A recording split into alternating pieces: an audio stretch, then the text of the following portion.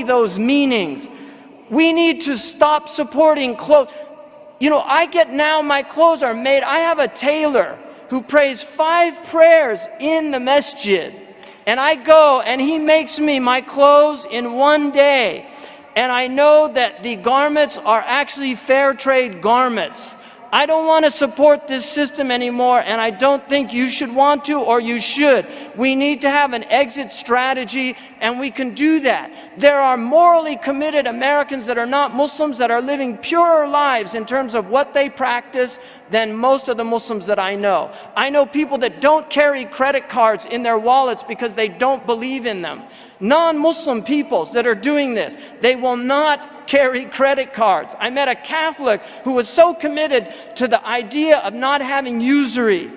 And she felt, and she actually engaged the Muslims, and she said, I was so deeply disappointed because when I found out Muslims, like the Catholics of old, before 1832, Muslims also maintained the prohibition of usury, but still, unlike the Catholics, still adhered to it. And she said, when I went to try to create a group of people that could work together to get out of the usurious system. We should have our own credit cards. We can do this. Muslims can have their own credit cards. We need to have our own banks.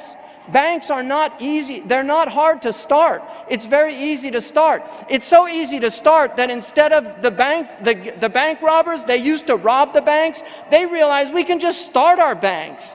Why rob them and risk going to jail? Let's just open up our own banks and then we can rob all the people, right? This is what they did. So they actually got on the boards of the banks, right? Really, this is what's happened. So this is absolutely imperative that we really think about this. I would recommend going to moveyourmoney.org about moving out of the major banks into the smaller credit unions, local banks as a first step, because all of these major banks, they own all of the pawn shops, they own all of the usurious check cashing schemes in the poorest neighborhoods. It's the same companies.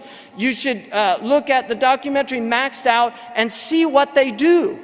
It's sinister what they do. And they destroy your credit scores because they want you to have low credit scores. So if you miss one payment, you get knocked down on your credit score because they want you to pay more interest. It's all a game, it's a scheme. And people have been really, unfortunately, they've become victims, but it's because of our lack of vigilance. It's our lack of vigilance. So this is, I really feel this is absolutely necessary that we become part of the solution and not part of the problem. But we have to do it with real moral commitment.